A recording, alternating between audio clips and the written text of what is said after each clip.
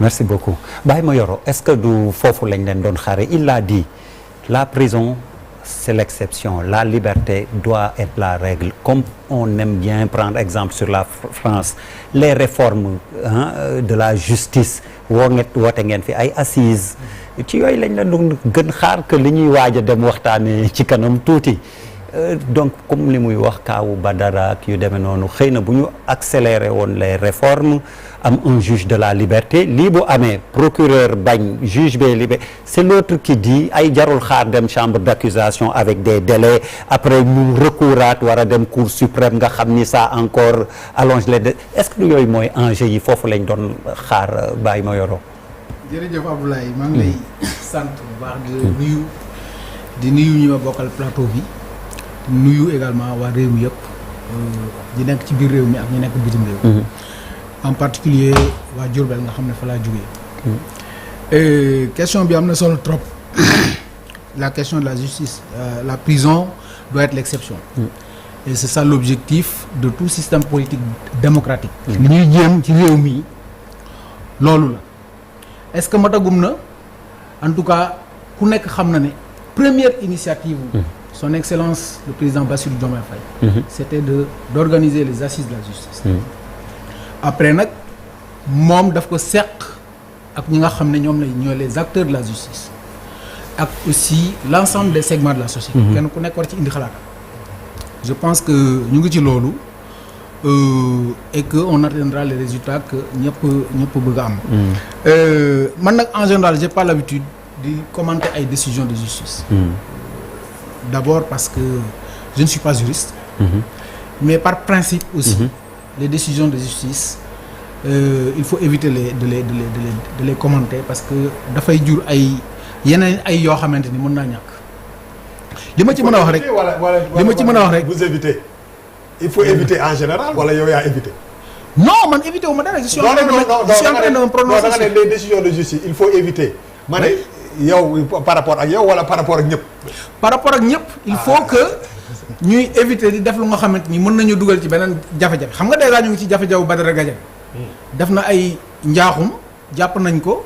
ñu ngi nekk ci ay munoo nga baal ma Baye Mayoro munoo ne def na ay oui je sais mais xam nga boo nee def na ay njaaxum te non. non xam nga en général la justice may ma ko bàyyi ko aussi voilà oui mais aussi on peut considérer que dafa juum. mais yow juge bi en disant que dafa defi njaaxum. juge bi nga deful njaaxum. je suis désolé. juge bi nga doon tagg léegi juge bi nga doon tagg léegi ci bàyyi na ko jox na ko liberté provisoire mais ce juge là moom moo ko téye di saytu affaire soit nga wóolu juge bi wala nga ñàkk ko wóolu mais wóolu mais le juge bien sûr li nga wax fi léegi da nga ne wóolu nga ko après yaa ngi posé la question bi mu ko téye onku ñu Badara onkul mais je pense que am na ay délits yu mu bàyyi am na ay délits ko barke bañ Badara am na ay laa lañu comme ay ñaawteef am ay ñaawteef yu ñu ko toppee allez-y. Donc yaakaar naa ne les autorités judiciaires que ce soit le juge qui a en charge de l'affaire wala le procureur kenn ku nekk li nga xalaat ak li nga war a def da nga cee nekk di ko def ils ont les pleins pouvoirs aussi pour ça on a un pays organisé bu nga xam ne justice bi bés bu ñu indee ci ñoom benn dossier ay acteurs ñoo koy sax kenn ku nekk di def li mu war a def le juge a jugé nécessaire de donner une liberté provisoire. Le procureur aussi est un acteur majeur. C'est lui le maître des poursuites. À tout moment mën na indi donc ay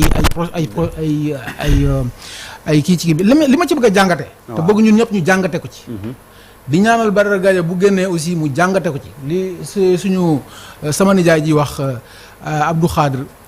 am na solo trop mooy balaa moo génn yàlla gën a nàmm làmmiñam foofu.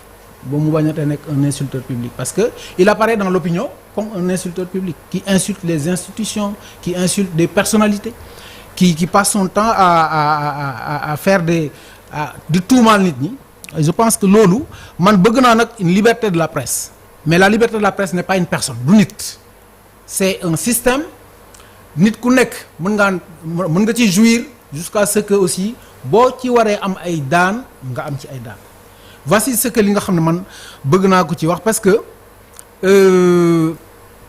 réew mi ñun ñoo ko bokk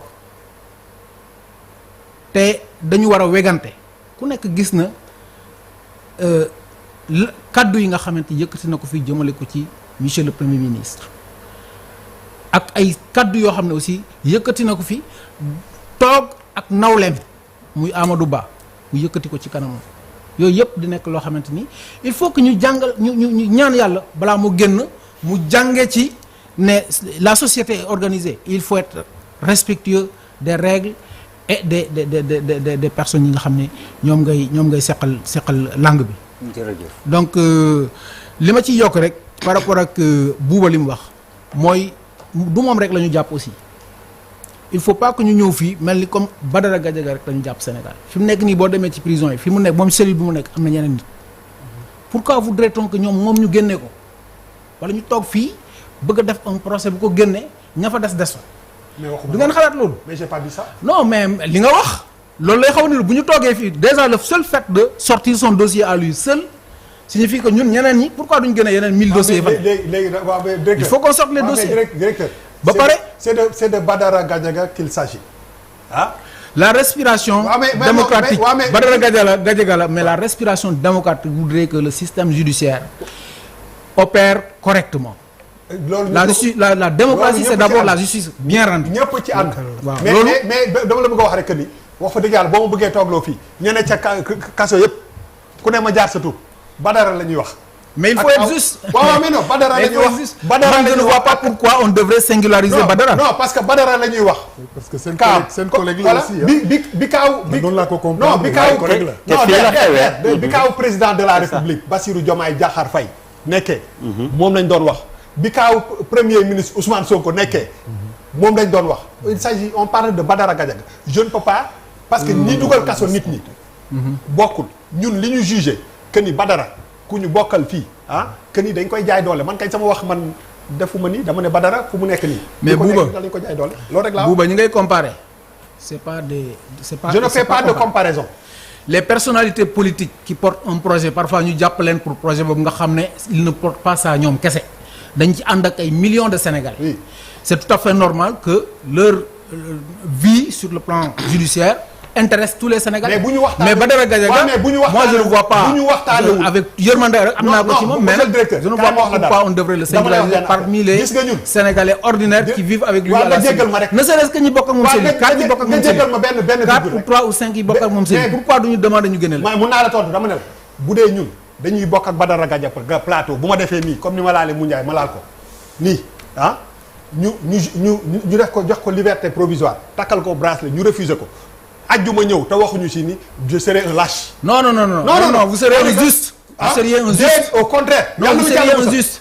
sa xarit bu amee dafa def lu mu def loo xamante ni jàpp nañ ne waru koo def ba justice dugal ci loxoom. oui kooku da ngay fexe mu ay tegtal yoo ko jox ak conseil yoo ko jox dans la vie loolu sax la l'islam. mais non yow soo koy jox conseil yow il faut lui donner des conseils mais ce n'est pas de défendre l'indéfendable. conseil day fekk là tu serais pas juste. conseil day fekk nga constater faute bi ba pare doo ko jox ko boo koy jox conseil nga jox ko. man ni ma koy waxee. kenn atteegu ko ba wax Badara jusqu'à preuve du contraire dama ne la 4 mois mi ngi sa kaso ba. ñu yóbbu ko instruction.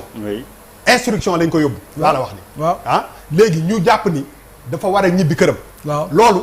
ça n'a rien à voir ak ki mu bokkal cellule. juste non voilà. si man en tout cas au niveau moral pour man. waaye mais am na benn question man mënuma tey bu ñu mën a woon tey damal génne benn prison bu tudd Badara Gadiaga mën naa dem ba yegg foofu mais bu ma gisee yeneen prison yi je serais obligé de revoir ma position. du ma ko génne moom kese. dégg nañ la et je tiens à le souligner les propos yi nga tenir envers Badara heureusement n'engage que vous-même. honorable maa ngi lay mu Ndiaye